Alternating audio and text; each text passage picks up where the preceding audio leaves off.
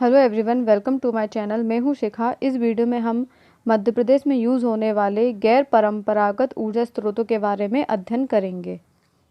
हम यहाँ देखेंगे गैर परंपरागत ऊर्जा स्रोत। गैर परंपरागत ऊर्जा स्रोत होते क्या हैं? वे ऊर्जा के स्रोत जिन्हें एक बार उपयोग में लाने के बाद हम इनका दोबारा इस्तेमाल कर सकते हैं, हम इनका दोबारा यूज़ कर सकते हैं। इन्हें हम कहते हैं गैर परंपरागत ऊर्जा स्रोत, या कहते हैं हम नवीनीकरण ऊर्जा स्रोत, या फिर हम कह सकते हैं अक्षय ऊर्जा स्रोत।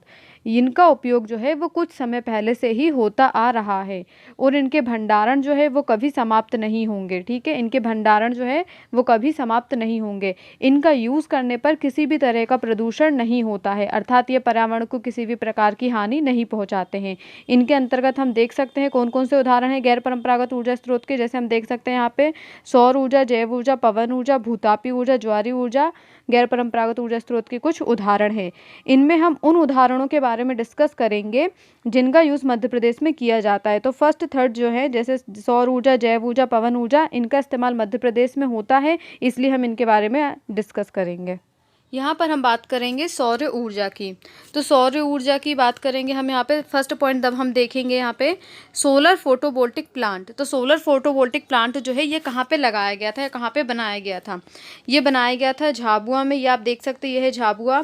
फिर आप देख सकते हैं बैतूल, और ये है होशंगाबाद। तो झाबुआ, बैतूल और होशंगाबाद, बैतूल और झाबुआ में क्या लगाया गया था? Solar voltaic plant. Solar voltaic plant Hoshangabad, Betul, Jhabua में लगाया गया था। सौर ऊर्जा से, सेकंड पॉइंट हम देखेंगे, सौर ऊर्जा से विद्युत बनाने का कारखाना प्रदेश में सर्वप्रथम इंदौर में स्थापित किया गया है।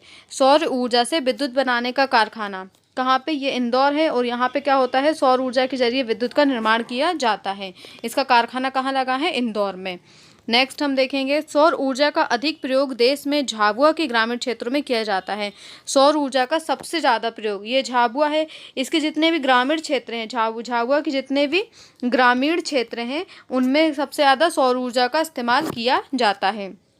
मध्य प्रदेश सोलर कुकर के उपयोग के मामले में प्रथम स्थान पर है।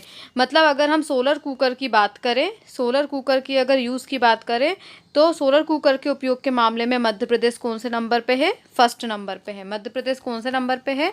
फर्स्ट नंबर पे। मध्य प्रदेश में सबसे ज़्यादा सोलर कुकर का इस्तेमाल होता है। फिर नेक्स्ट हम देखेंगे विश्व का सबसे बड़ा सौर ऊर्जा संयंत्र इटारसी होशंगाबाद में लगाया गया है। तो होशंगाबाद में है एक स्थान इटारसी, और इटारसी में लगाया गया है विश्व का सबसे बड़ा सौर ऊर्जा संयंत्र। विश्व का सबसे बड़ा सौर ऊर्जा संयंत्र इटारसी के होशंगाबाद में लगाया गया है। वहीं फिर अभी क्या हुआ है?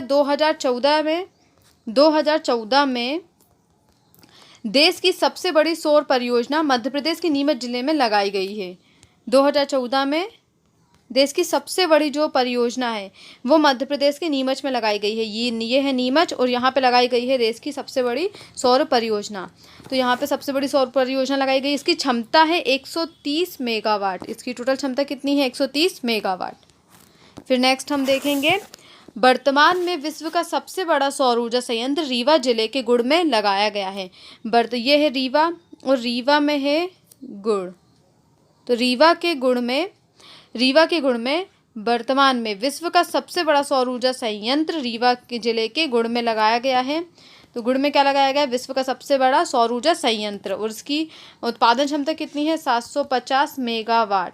750 मेगावाट बिजली का उत्पादन करता है ये। और इसके ज़रिए, मतलब मध्य प्रदेश के जो रीवा प्लांट जो अभी लगाया गया है ये संयंत्र, इसके ज़रिए दिल्ली मेट्रो को बिजली उपलब्ध कराई जाएगी। किसको? दिल्ली मेट्रो को।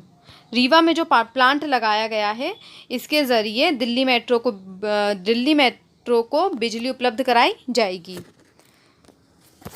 फिर हम यहाँ पे देख सकते हैं कस्तूरबा ग्राम जो इंदौर में बना है वो पूर्णतः सौर ऊर्जा पर निर्भर है। कस्तूरबा गांव जो है इंदौर में है, कौन सा?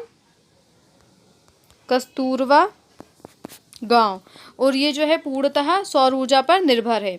फिर लास्ट हम देखेंगे सौर ऊर्जा आधारित शीतगृह भोपाल में लगाया जा रहा है। सौर ऊर्जा आधारित शीतगृह कहाँ लगाया जा रहा है? भोपाल में। सौर ऊर्जा आधारित शीतगृह कहाँ लगाया गया है? भोपाल में। तो ये थे हमारे सौर ऊर्जा। नंबर पे हम देखेंगे जैव ऊर्जा। तो जैव ऊर्जा के अंतर्गत हम क्या देखेंगे? सबसे पहले हम बात करेंगे बायोगैस की। तो बायोगैस जो है वो होती क्या है? बायोगैस क्या होती है? जीव जंतुओं के अवशिष्ट पदार्थों को कम से कम टेम्परेचर पर गर्म किया जाता है और उससे जो माइक्रो तरंगें निकलती हैं उससे ऊर्जा प्राप्त की जाती है, उसका उपयोग ऊर्जा प्राप्ति में किया जाता है। तो ये क्या कहलाती है? ये कहलाती है बायोगैस संयंत्र या फिर बायोगैस कहलाती है। ठीक है। और वहीं यहाँ पे दिया हुआ है प्रदेश में राष्ट्रीय बायोगैस, इसमें क्या दिया गया? प्रदेश में राष्ट्रीय बायोगैस कार्यक्रम के माध्यम से 2010 तक 19,540 से अधिक संयंत्रों का निर्माण हो चुका है और राज्य में बायोगैस से विद्युत उत्पादन की जो क्षमता है वो कितनी है? 13.50 मेगावाट। 13.50 मेगावाट जो है इससे बायोगैस से ऊर्जा प्राप्त की जाती है और वहीं इसमें 19,540 से भी अधिक संयंत्रों का निर्माण अभी तक हो चुका है। ठीक है, अपने मध्य प्रदेश में। फिर हम देखेंगे बायोमास। तो बायोमास क्या होता है? बायोमास होता है पौधे और कचरों का यूज़ करके। किसका? पौधों और कचरों का यूज़ करके विद्युत ऊर्जा उत्पन्न की जाती है। ठीक है, पौधों और कचरों का यूज़ करके ऊर्जा एकत्र की जाती है, इसे हम क्या कहते हैं? बायोमास कहते हैं। और इसके ज़रिए लगभग 25.43 मेगावाट की परियोजनाएं स्थापित की गई हैं राज्य में। तो राज्य में इसके ज़रिए कितने? 25.43 मेगावाट की परियोजना स्थापित की गई है। फिर नेक्स्ट हम देखेंगे भूसी आधारित संयंत्र। तो भूसी आधारित संयंत्र क्या है? धार जिले के जादूखेड़ा में, धार कहाँ है ये आप देख सकते हैं। यहाँ धार में एक स्थान है, कौन सा? जादूखेड़ा।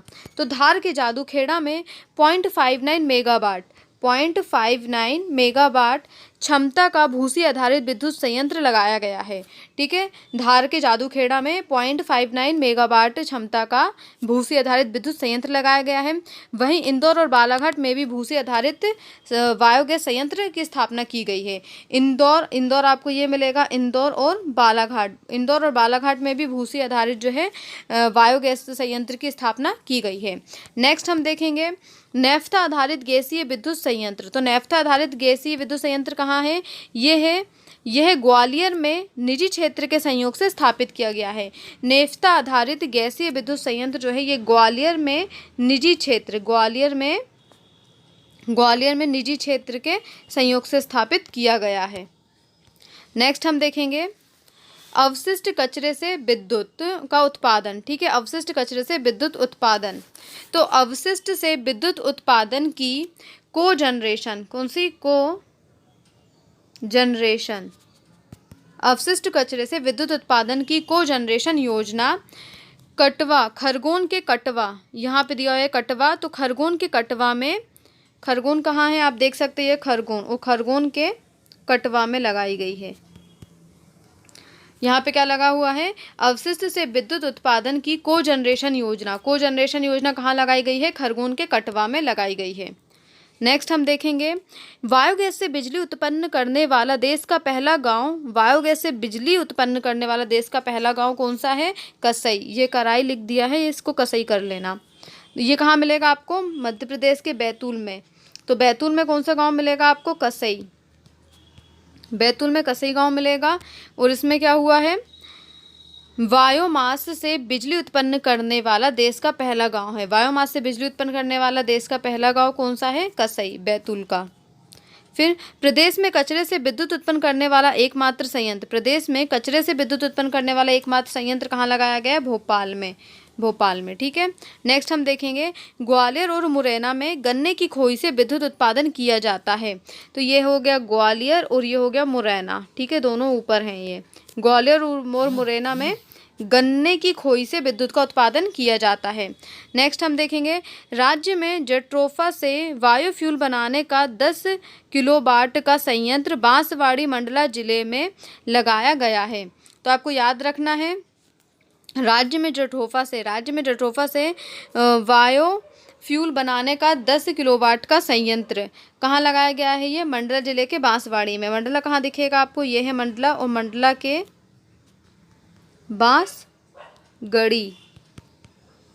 मंडला के बांसगढ़ी में क्या लगाया गया है?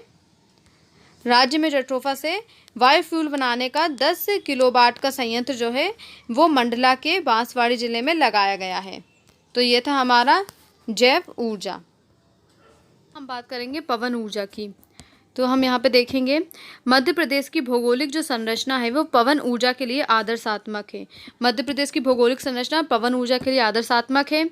वहीं यहाँ पे 2010 तक कई पवन ऊर्जा संयंत्र स्थापित किए जा चुके हैं। 169 मेगावाट के कई विद्युत पवन ऊर्जा संयंत्र 2010 तक यहाँ पर स्थापित किए जा चुके हैं। फिर हम देखेंगे देवास के निकट प्रथम पवन ऊर्जा परियोजना जमागोदरागी में लगाई गई थी। तो देवास कहाँ है हमारा? हम यहाँ देख सकते हैं देवास। तो देवास के निकट है एक जमागोदरानी। देवास के निकट क्या है? ये जमागोदरागी। और यहाँ पे देश का फर्स्ट जो है प्रथम पवन ऊर्जा परियोजना कहाँ लगाई गई थी? देवास के जमागोदरागी में। फिर वहीं हम देखेंगे निजी क्षेत्र के साथ मिलके पवन ऊर्जा संयंत्र कहाँ लगाए गए हैं? बैतूल और शाजापुर में निजी क्षेत्र के पवन ऊर्जा संयंत्र लगाए गए हैं। जमागोदरानी के पवन ऊर्जा संयंत्र में 3 भागीदारी है।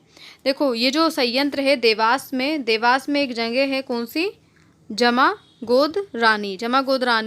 यहाँ पे क्या है? पवन ऊर्जा संयंत्र की 3 भागीदारी। यहाँ पे पवन ऊर्जा संयंत्र स्थापित किया गया है जिसमें 3 भागीदारी है। इसमें सबसे पहले है मध्य प्रदेश ऊर्जा विकास निगम। मध्य प्रदेश ऊर्जा विकास निगम की स्थापना 1982 में हुई थी। तो मध्य प्रदेश ऊर्जा विकास निगम। फिर सेकेंड हम देखेंगे Indian renewable energy development agency Delhi.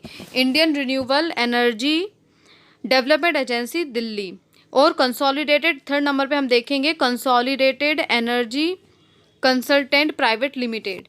तो ये जो तीन कंपनियां हैं इनके माध्यम से देवास के जमागोदरानी में पवन ऊर्जा संयंत्र लगाया गया है। और इन तीनों की संयुक्त कंपनी का नाम क्या है? और इन तीनों की जो संयुक्त कंपनी है कौन से, मतलब इन तीनों की जो संयुक्त कंपनी इसका नाम क्या है? Madhya Pradesh wind farm limited. इन तीनों के संयुक्त कंपनी का नाम है। प्रदेश में सर्वप्रथम पवन चक्कियां इंदौर जिले में है। अगर आपसे कहें कि सबसे ज़्यादा पवन चक्की का इस्तेमाल करने वाला जिला कौन सा है, तो वो कौन सा है? इंदौर जिला। फिर हम देखेंगे गुना और मंदसौर जिले में विंड मॉनिटरिंग कार्यक्रम से विद्युत उत्पादन किया जा रहा है। गुना और मंदसौर में आप देख सकते हो, ये है गुना और मंदसौर आपको कहाँ मिलेगा? ये है मंदसौर। तो गुना और मंदसौर में विंड मॉनिटरिंग कार्यक्रम से विद्युत उत्पन्न किया जा रहा है। फिर नेक्स्ट हम देखेंगे देश की पहली संयुक्त क्षेत्र की कंपनी जो है, तो देश की फर्स्ट ज्वाइंट सेक्टर कंपनी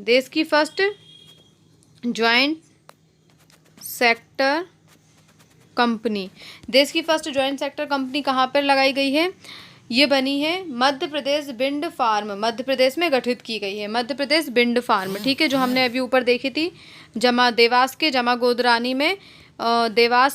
जमागोदरानी में Madhya Pradesh wind farm company की स्थापना की गई है। और ये कंपनी में किस किस की भागीदारी है? इसमें है मध्य प्रदेश ऊर्जा विकास निगम, फिर Indian renewable energy development agency Delhi और consolidated energy consultant private limited. इन तीनों की ज्वाइंट कंपनी है ये।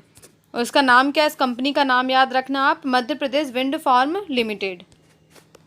तो ये थी हमारी पवन ऊर्जा। इसी के साथ हमारा ये चैप्टर कंप्लीट होता है।